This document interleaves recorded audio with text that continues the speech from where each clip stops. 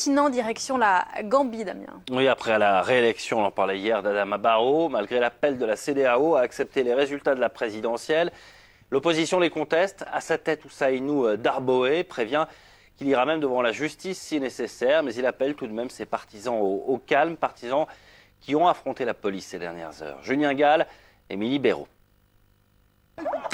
À coups de gaz lacrymogène, la police disperse les partisans du leader de l'opposition, Ousseynou Darboe. Il conteste la réélection de son rival, le président sortant Adama Barrow, lors de l'unique tour de l'élection présidentielle. Regardez combien de personnes tombent d'ici. Le gaz lacrymogène pénètre même dans la maison de notre leader. Ce n'est pas juste, on est venu là pour l'écouter.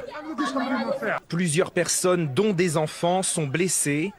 Dimanche soir, la commission électorale a proclamé la large victoire d'Adama Barrow avec 53% des voix.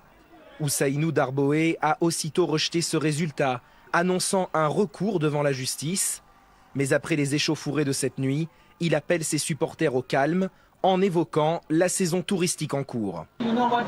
Vous savez à quoi ça peut mener? Les touristes, ils vont avoir peur, ils vont rentrer chez eux. Et cela conduira au licenciement de plusieurs jeunes qui sont employés dans le secteur touristique. Et vous savez tout comme moi que le chômage des jeunes dans ce pays est l'un de nos plus gros problèmes. Nous ne pouvons pas aggraver ce problème. Les élections se sont en général déroulées dans le calme. Adama Barrow a été le premier président élu en 2016 après 22 ans de dictature de Yahya Jammeh.